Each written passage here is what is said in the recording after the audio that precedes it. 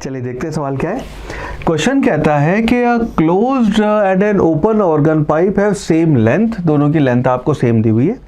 If ratio frequency of their seventh overtone is a minus 1 by a, then value of a क्या होगी, हमें integer value बतानी है। सबसे पहले तो देखना कि आपको दो ऑर्गन पाइप दिए हुए हैं, पहला आपका क्लोज है, दूसरा आपका ओपन है। नाउ व्हेनेवर जब भी हम ये बात कहते हैं कि आपका क्लोज्ड ऑर्गन पाइप है, तो इसका मतलब ये होता है कि वो आपका एक एंड क्लोज है, एक आपका ओपन है, अनटिल लेस कहा हुआ है क्लोज एट बोथ एंड्स, ठीक है।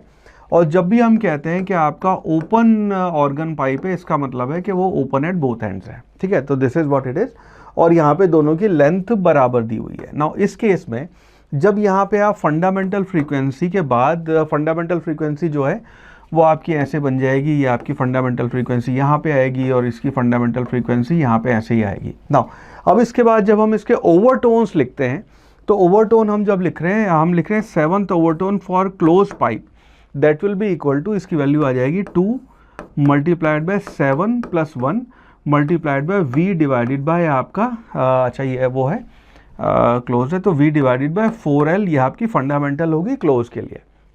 दूसरा है यहाँ पे फंडामेंटल, जब आप इस फंडामेंटल यहाँ लिख रहे हैं, इसके जब आप इसका सेवंथ ओवरटोन लिखेंगे, तो इसका सेवंथ ओवरटोन जो है ओपन पाइप का, that will be equal to, ये आ जाएगा आपका 7 plus 1 multiplied by v divided by 2l, ठीक है। ये आपका बिकॉज ये वो है, तो v बाय 2l आपकी फंडामेंटल होती है, यहाँ पे v बाय 4l आपकी फंडामेंटल होती है।